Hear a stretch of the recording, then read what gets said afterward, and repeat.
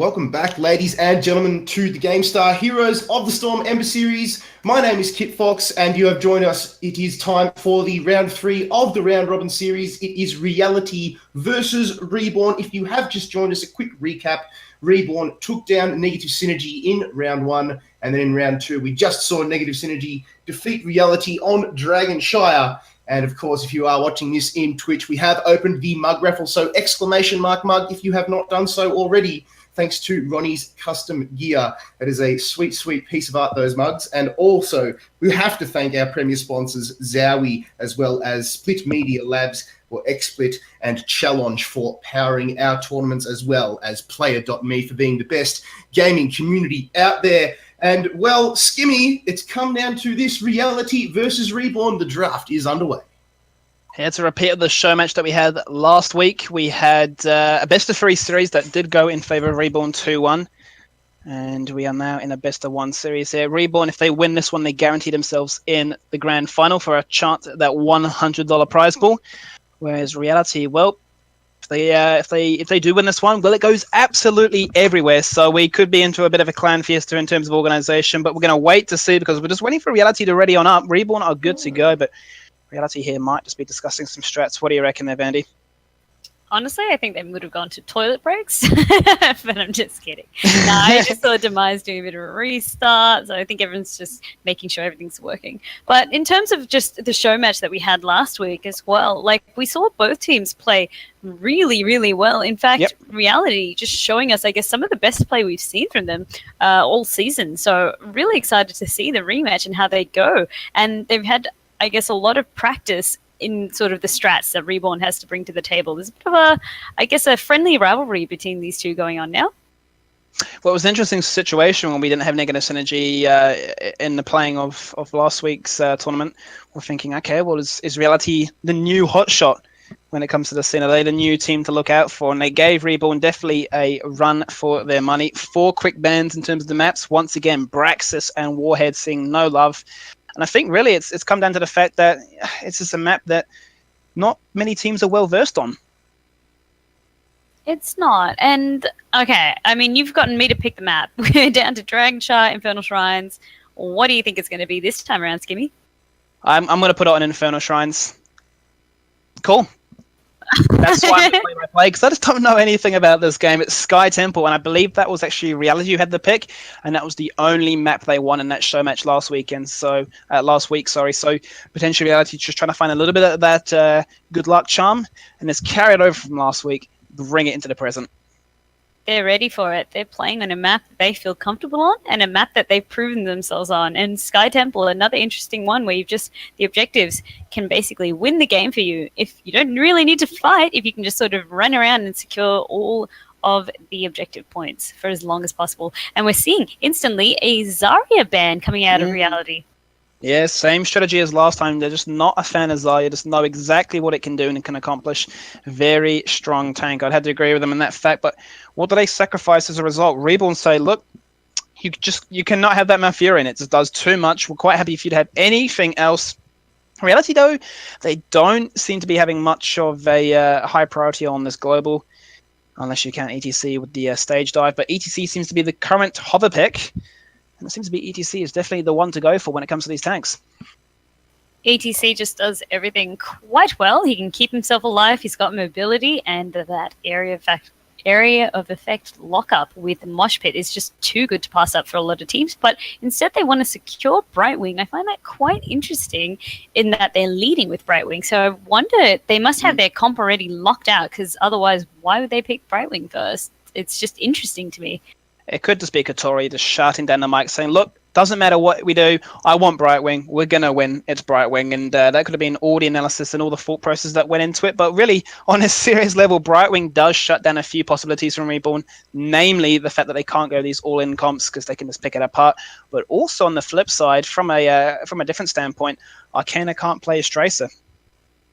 Oh, I think he'd be bummed about that. He definitely might have wanted to bust that out. We saw it being hovered last game, but we're seeing, I guess, with Reality, they're going to want to get their front line going now that the ETC has been picked up. they do have an answer with that with Polymorph, but it might not be enough. So they need a good, strong front line of their own. They're hovering over Muradin. I was thinking maybe Johanna would be quite good as well, as we've seen her kind of being picked here and there quite a lot, Skibby. Well, it's interesting that they're hovering the Muradin because it suggests to them that they're quite happy with the wave clear that they're going to go for. Zagara alone would do a lot. Fausted still has not been picked up. And, I mean, they need some reliable sort of, I suppose, interrupt ability towards the CTC. Sure, you have the Brightwing, but you need a little bit more to round things out. The one thing that Muradin does add well is he's a strong all-round tank. Icebolt loves to play that tank. Very, very proficient on that one. And it just lends a little bit more protection because the Zagara cannot get dropped. Can't get dropped. I mean, that's just going to make the whole team sort of fall apart. And there's that Falstad ban. They were both too slow to pick him up. I'm really not sure why they're prioritizing all these other champions. I guess they just want that damage from Li Ming with the resets, ETC for that lockup. They just got different priorities on their mind. Yeah, Falstad's great, but also on Sky Temple, he's not the be-all, end-all. So, well, interesting. With Falstad taken away, as statistically speaking, we have seen generally means that Medivh is in contention. They'll be discussing it, whether or not we'll see it in this rotation, unless they've got anything else that they're trying to hide away. But Reality decide that they don't want Chen. Chen is just as annoying as Muradin, so if he can jump into that backline, he can give Zagara a lot of pressure. And Zagara just wants to be able to free roam and just do as much carnage as possible.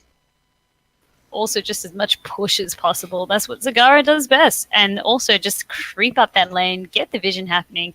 And if they take Nidus Network, she's going to be one slippery little champion to kind of track down.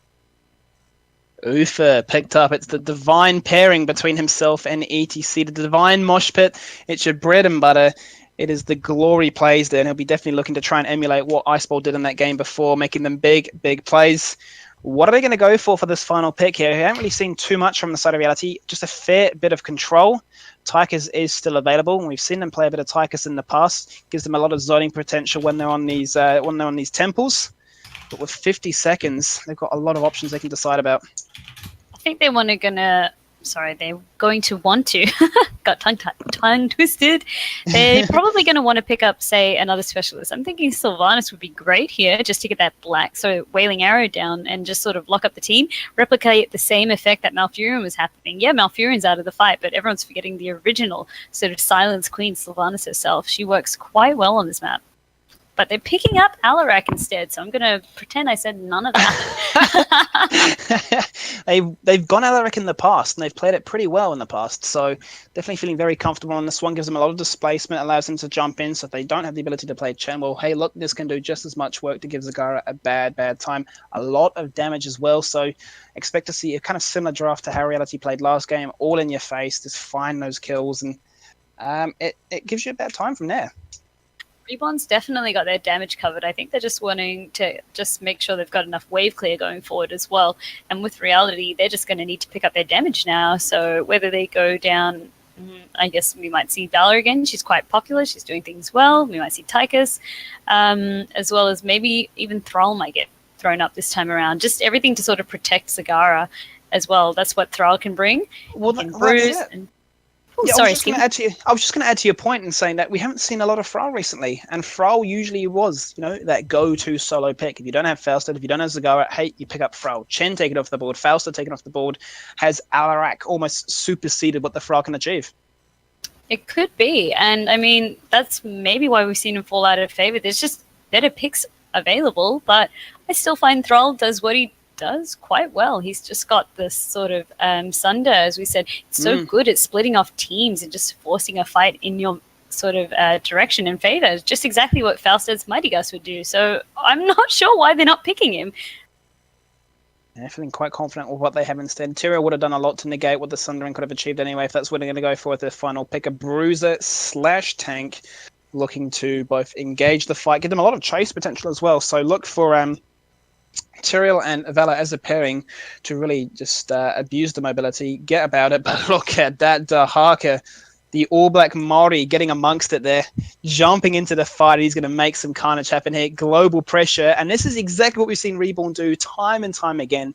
If Falster gets taken away, they go something global. And this is Dahaka looking to tunnel about. Dahaka's going to give them that global presence they decide so much, as well as another sort of beefy frontliner to sort of get in there, give Zagara some grief, give Valor some grief. If he sort of captures any one of them with his tongue, they're going to be, I guess, just all collapsing on him, especially with Alarak's damage. They need to watch out. Yeah, this is a serious situation right now because I can just envision in my head right now, you're trying to run away, you think you've got the guess, you've got that vault, you tumble away, but no, Alarak brings you back, he brings you back into a tongue, and he just brings you back to your cave where the side of Reborn go, ooh, thank you for the kill. It's not a situation, not a place you want to be, but we've got Tyrael, good guy Tyrael, with Sanctification to save the day. Things get too sticky, so we've also got to remember that as well. That's maybe why they picked Tyrael instead of Thrall, because as Thrall dictates fights, but Tyrael can react and sort of be that preventative measure that you need when a team's collapsing on you, especially if he takes up Sanctification instead of charging in there with Judgment. Well, that's it. I mean, it's just an interesting mechanic to see that, Thrall, I mean, we've seen Sonya out of favour for quite a while right now, but definitely Thrall was the go-to for quite a while, but not seeing as much love right now, so it's good to see that the meta is changing all about. We do have all members loaded into the lobby, and as we do, traditionally speaking, looking at both lineups, Vandy, what comp do you like more? I mean, they both look really strong on paper. I'm not convinced about the Alarak pick. Yes, we saw him pick last time, but I think actually he didn't really have the biggest impact. So I'm thinking I'm putting it in favor of Reality this time around, just based on their comp. I really like the Zagara and what she's got to offer with that push. Muradin, Valor, Tyrael, they're all strong picks and they all do everything quite well. So I like Reality's team comp this time around. Reality's team comp there. I'm going to jump for Reborn because they are the favourites in this matchup, and the Alarak for me combined with the Dahaka gives them a lot of flanking potential to jump the back line. They're looking to try and expose Brightwing, Zagara or Valor. If they're chilling in the back, they think they're safe. They think they have the protection of that double tank, but look, I've popped up behind you. How's you going? How's your family? True that, and that's what they've got to be wary for. They've got to be wary about being pushed around by Dahaka and Alarak, as well with ETC to give them all that lockdown. They're just going to have to be watching out, one eye wide open, to make sure that they're not getting flanked. Yeah, you got to make sure that those clowns aren't outside your window. Make sure that you are safe and sound when you go to bed at night and you read your little lullaby. But we're loading on in. It's Sky Temple, the final one of this best of three, or I suppose this 3-round robin. We're going to kick it off on the right-hand side. It is Reborn. Katori actually is not on Reborn. He's on Reality. So I'm going to kick it off on the left-hand side just to confuse the spectator as well. Katori playing Brightwing, John on Valor, Icebolt on Muradin, Vanilla playing Zagara, and Deuces, he's not on Kerrigan, but he's on Tyrael this time. Some good RT names there, so not to worry, Skimmy. I've done it a few times myself. We've got Benjamin94 playing ETC, Ninja on Li Ming, Arcana playing Alarak, another AA, Robodobo on Dahaka, and to finish it all off, Despots on Uther. There we go. A bit of banter in chat there, Ben. Because actually, Ben is playing the ETC this time around. So there's a bit of a throw around. Dahaka being played by Rob. He's played it a few times in the past. But he just asked chat there, do I pick Mosh or do I pick Stage? So cheeky banter. There goes the stun. And there goes the damage really. Spotting out the members hiding in that bush. They're saying, you are not safe there. You cannot try and engage with those cheeky plays so early on. And there we go, Katori just getting slammed by Arcana, pushing him into the rest of his team. But not saying that, Robodobo also picking up a little bit of counter damage as well. So they're just, like you said, just poking at each other. It's just a little bit of that mid-game fun before you sort of rock off to your lanes. And that's actually going to be enough to actually send Rob back. Not going to be too phased. Can tunnel to the lane quite easily. He goes straight through to mid. He's looking for John. Pops the damage straight away. Is he going to get the tongue? Gets the stun. Oh, but that tongue is just a little bit too late. He waited a little bit too long there. And John actually gets out with his life there. Very lucky to survive that one. And did force Katori to come up from the bot lane there. Burning that phase shift. But now the turnaround onto Rob. Icebolt jumps on top of him. Smacks him with the booty. And he picks up the kill. Oh, Rob must be feeling that. I think he was just sitting on the tongue, so confident that the rest of the teams could pick up the kill, but they just didn't have enough damage to bring it home. Whereas if he had CC'd Valor for a couple more seconds, definitely would have been another story. And then he just sort of paid the price there by hanging around too long. Did indeed. First set of temples are active. It's Icebolt on his own as a one-man running crew, sitting and chilling. He's got support now from 3 other members on the side of Reality looking to join the party. 4 members from Reborn as well, sitting pretty here. But Alarak, it's Arcana chilling in the top lane, not phased. They may just try and trade this one out here.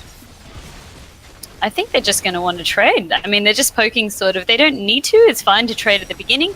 They just need to be careful of any rotations that go wrong or just being picked out. Like, Alarak just needs to watch out, especially with Robodoba making eyes up on the top lane. Well, the fact is they're playing so disciplined right now, Reality. Katoria was sitting in bot lane for as long as possible, does finally burn that phase shift to jump on in, support Icebolt in that engagement, but now the engagement does come across. Finally, Arcana just drops from the top lane, he pops and shows his face in mid. Ben is super low, same for the rest of his team right now. Rob is taking a bit of a beating. Does the support come across? Daspy, does he have the heals? He does not have the heals. They are down for 5 seconds. Arcana does get the kill on towards Tyrael, but is the passive going to be enough? Look at that dash, the mobility coming in clutch at the very last second, but it's a trade. 1 tank for 1 tank. And well, it's a 4-level lead right now, Vandy. This is clearly why Reborn don't like this map. It's not one of their favorites, definitely not. And I guess, like you said, when you were sort of interviewing them, I'm pretty sure that it's just they were like, nah, not this one, not for us. Well, my goodness, Iceball getting copped quite low there, but he's all right. He's going to live to tell the tale. Katoria being quite cheeky up there and getting a couple of hits on their temple. Oh, they get the combination this time. Stun comes out, tongue too. The action is ferocious right now as everybody's up here. Arcanor does come across, but Ninja does not land it on the players, more so the objective. But it looks to be that Reality are going to soak up the final shots of that one and cement this little lead they're in. They're doing a great job right now, but Katoria gets caught out the silence, the damage. He's dropped to 9 health, Andy. So clutch, and Daspy gets baited, tries to go for the Holy Light Wave, and he doesn't get it. He tops up his team, and I'm sure his team will be spewing about that one. Oh my goodness, Katoria was also trying to teleport away, and that was Arcana going, nope, this is why we pick Alarak. That silence doing so much work there, and the damage that it brings as well. Oh, Katoria's lucky to be alive and tell the tale there. But we've got Vanilla doing so much work, doing what Zagara does best, going unchecked and doing a big push in the mid lane. Yeah, absolutely. I was just going to say, Reborn got punished so heavily by not finding that kill in the top lane there because Zagara for so long had a free window in the mid lane, dropping that fort down to about a third. And Katoria still having to force Rob to come down here to mirror that global pressure. Right now, they're a 4-level lead up there at 7, but Reborn are now turning the tides like we know they can do. They find their kill, they get it straight on towards Murder, and with the front line down, they now turn their attention onto John. They pick up the Merc camp too, so a great little invade, and they pick up the pieces from what had been a bit of a weak engagement to start off with. It's just making sure that they're bringing their aggression because they can be aggressive. Look at their team comp. They've just got so much damage at their disposal and lockdown too with Uther. So they just know that they can roam and try and get some picks. So good on them. They know that they're not going to really get the level advantage up now unless they sort of can knock some members of Reality out. You saw there also John getting dropped so close to his death. He actually got the tumble at the very same second that Power Slide came across. Otherwise, 3 other members of Reborn were ready to pick up that kill for free. Daspy chucks across the lighter wave, takes up the creep, and there goes the boss at the same time. He's going to be a bit upset that nobody wants to play with him just yet, but it's only 5 minutes in, so he's going to have to chill for a little bit longer. There goes the drag back from Arcana. The slide does not synergize with the rest of the team there, and Katoria sits pretty in the bot lane, and he's going to clear this mammoth bot lane wave. And they're getting ready, so they're making sure that they're rotating, pushing out all their lanes because Zagara, she's just once again just being an annoying threat. That's why they let Zagara, that's why they picked up Zagara. She can shine so well on this map. Wouldn't be surprised to see though, Vandy, because level 10 is just on the horizon for Reality. Wouldn't be too surprised to see, given they've actually picked up Knights in the top lane as well, that Reborn just give this one up. They're actually going to look for a kill on Katoria. They might actually find it because 10 is not picked up just yet. Beautiful play by them, turning the tides now 4v5, and with that small little window they have available to them, they might still contest right now.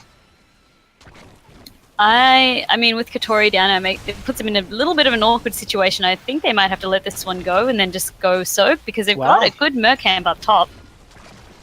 Wow, I mean, that's a great rotation from Reborn. They're really punishing the fact that they are now 10, a full level lead. He is finally going to come over the phase shift, and as expected, Reborn do back out. John was pushing mid lane to get that level 10. Finally forces Rob to go out. He does have the tunnel up when he needs to use it, but he's going to have to spend a bit of time here to prevent this fort from dropping on down. And right now they're taking a bit of a beating in the bot lane too. Both structures, both towers gone. Stun comes onto Rob. Onto Ben, and Arcana is chilling in the bushes waiting for the right moment to find that picking. 10 is not too far away. not too far away, we saw Arcana, as you said, biding his time, but I don't think he can do much. I mean, they're losing a lot of their base now. They might have to just give this one up. It's getting really low, and there it's fallen. I mean, you can see what they're trying to do as well. Arcana getting the displacement, trying to combine it with the power slide, but it's happened a few times now. They're just not getting the timing right now. It's a bit frustrating to see a combination like that can be so devastating, but it's just it's not finding its mojo right now. And they hit 10. They are looking for the fights. They have Wave of Force now, so they have the displacement factor, but they're going to have to play patiently now and wait for that opportunity to present itself. They just need to make sure they buy their time, like you said, get that synergy happening, and there's a fight breaking out right now. Oh, they get it this time, though. They go into Icebot of all targets, and he's going to get turned around with the Avatar. He pops the damage. Divine Shield comes onto Rob, but he gets a brilliant mosh pit. It connects with 2. Ethereal Sanctification comes across, and the Maw has been chosen. No Night of Sweat there. Oh, Benjamin down on 40 health. Gets the heal, gets the team support. Nobody dies from Reborn. 2 members get popped from Reality. A little bit adventurous by Reality, or maybe the fact that Reborn landed the combo. Oh, it's hard to say. I mean, it was well executed by both teams. They both had a clear plan of what to do, but I think really it was just Divine Shield and Benjamin's Mosh that really turned the fight into their favor. We saw all the damage come out of Arcana right onto poor Valor's face. Poor John just dropped instantly. Not much he could do there, even with the Sanctification. Yeah, no, they invested quite a lot into that. And with the knowledge that more has been picked up, it really does add to the fact that Reality are looking to fight. They don't have to be as concerned now. Actually, you'd almost argue that Dahaka has the advantage with the global pressure, and they can turn that one on its head. You still will have to mirror what Katori is doing on Brightwing, and you can see that on your screen right now, that they are in the top lane battling it out. A delayed capture after the Shrine. Post-Shrine allows them to get these Knights, and it's going to keep Katori engaged there for just a little bit longer, but they do pick up the Golems in the bottom-hand side as well. And they are now slowly starting to catch up in XP. That's it. I mean, they always, I guess, know that they have quite a strong sort of brawling composition. Mosh Pit doing so much there, especially with Uther providing the Divine Shield there to sort of help out Benjamin and secure good, strong Mosh Pits and capture quite a few members of Reality. So Vanilla just being annoying, making sure that she can just sort of stall the team, make sure that none of the Merc camps push too far on. But the Shrines are up now. Sorry, the Temples are up now, Skivvy. Yeah, different shot calls are made. They actually forced John to come up because Katori is having a hard time, and rightfully so. Brightwing does not have the most damage when it comes to clearing these lanes, and they're going to focus their attention the side of Reality on the mid. Meanwhile, bot lane was being taken by Reborn, but they've decided against it. Daspy is still hanging around. He was soloing it for a little bit of time, but it's a bit of indecisiveness right now. Rob is finally coming down, realizing, hey, he has global pressure. He can tell him, he can make it happen. Katori is with the rest of the team. It's a 5v4 right now. Benjamin posturing for that power slide, looking for the moment to show itself. And at any time, you can just imagine that Rob is going to tunnel on in. But right now, it's just 3 shots being taken, and Arcana just getting whittled on down. Oh, the Mosh Pit actually comes across, though, to tell a lie. Rain of Vengeance get completely negated. Oh, my days, the damage is completely smashed there. And that is why you pick Alarak. The diving potential. He's looking to win himself an Olympic gold medal. It's hashtag Rio 2016 up in this game right now. They're looking for the fight. They're looking for more. Tyrael pops the certification. They do find the kill on Alarak. They turn it around now. It's 1 for 2. It's still looking further. 3 for 3. Actually, 2 for 2. I can't do math. They're looking for more kills. Benjamin is actually going to jump against it. It's Icebot actually going to take him down to 300. Looking for Daspy for the hills. He did have the Holy Light, but he just does not pop it. Selfish plays by himself there. Do not trust Paladins. And after all that, it's a fight that really, I mean, it has to go in favor of Reality. It did go in favor of Reality. It's very touch and go there. And like you said, Alarak's damage is so immense. That's what you got to worry about. That deadly charge, if he lands it on you, copped with the silencer, you can't react. It's just frustrating to be against. And it just took, oh my goodness. Right now, Robodobo in a lot of trouble here, Skimmy. Yeah, there's no way Rob can get out of this situation right now. He's unfortunately going to pay for it with his life. No point popping that ultimate. And no Reality had won the team by. Robodobo was just sort of staying to try and get a little bit more sneaky XP, get a couple of shots in on the temple, but it did not work out for him. He did not need to be there. He could have just rotated to the top lane, soaked even more XP that way.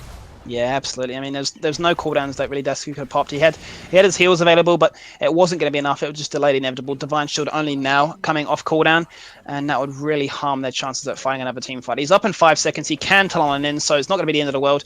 And they're going to play it patiently because these golems, you can see they're about to spawn in 5 seconds, and 10 members of the team all looking to chill around here.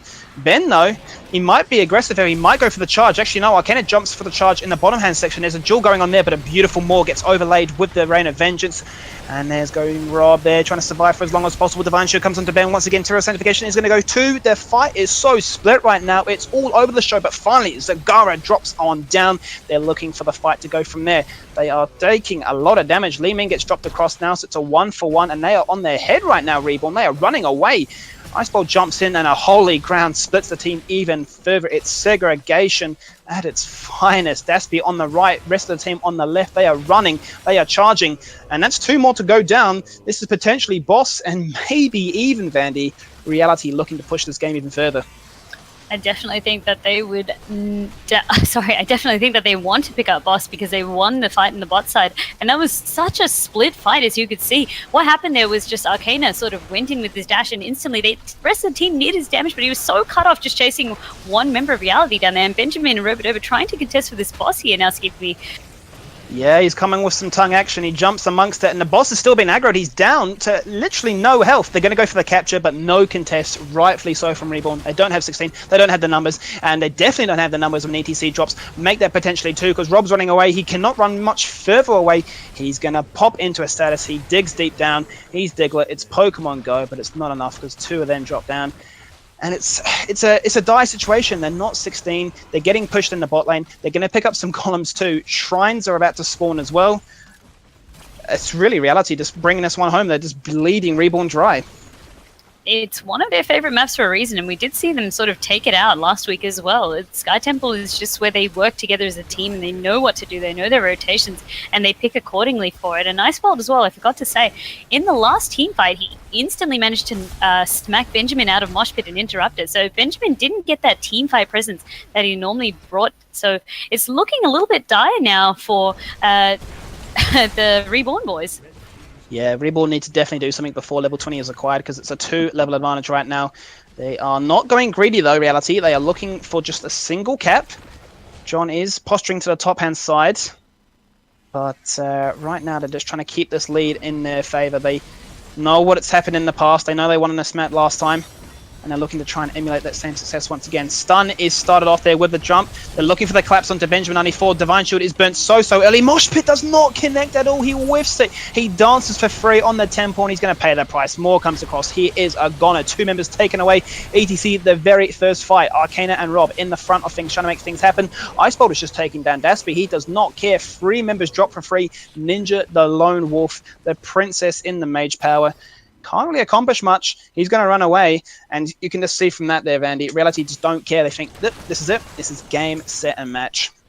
And they're not even wasting any time on the keep. They just want to rush straight to the core. I don't know. Ninja trying to be a hero there and stall them as best he could, but the polymorph went down, and that was just too much for him to deal with, Skinny. So now all the members of Reality are just hammering down on the core. Like you said, they did not give a care in the world. They know that all members of Reborn are down. They saw their chance, and they're taking it. Reality won last week on this map. They've won it again. They've brung home the bacon. They've made it work for them. And we are now in a bit of a predicament here. 1 win apiece for every single team. GG across the board. Vandy, this is set to be an interesting set of events. Clown Fiesta has been unlocked. All the requirements have been met. But in all seriousness,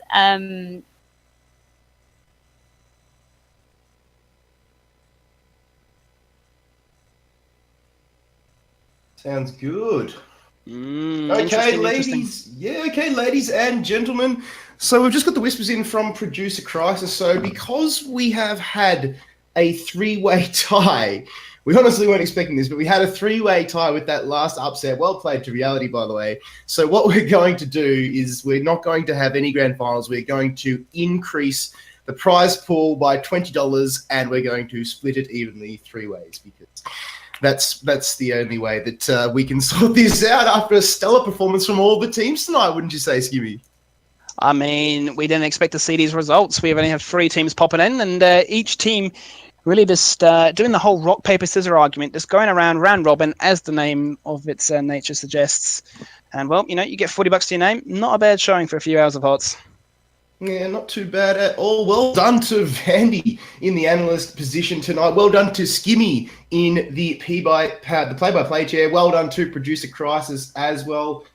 And, of course, before we wrap it up, how can we forget? We have to draw the mug thanks to Ronnie's Custom Gear. So there is a small delay on Twitch, ladies and gentlemen. There is a 2-minute delay. So what you're going to see it now is the bot is going to close the raffle and we're going to draw the mug, and it is Jim Jam. So well done to Jim Jam for winning yourself a mug thanks to Ronnie's Custom Gear. Big shout out to our sponsors, Zowie, Split Media Labs, as well as Challenge, Player.me, and Plantronics. And, of course, thank you to the viewers for tuning in tonight for all your Heroes of the Storm action. We've got some Overwatch tomorrow here on GameStar. If FPS is more of your flavour. And, that'll be on, I believe, from 7 p.m. tomorrow night, but don't quote me on that. But 8 p.m. it will be, and all your Overwatch action will be stated here on GameStar tomorrow. So we look forward to the pleasure of your company again on behalf of Vandy, Skinny, Crisis, and myself, Kit Fox. Thank you very much for joining us, and we look forward to the pleasure of your company next time here on GameStar TV.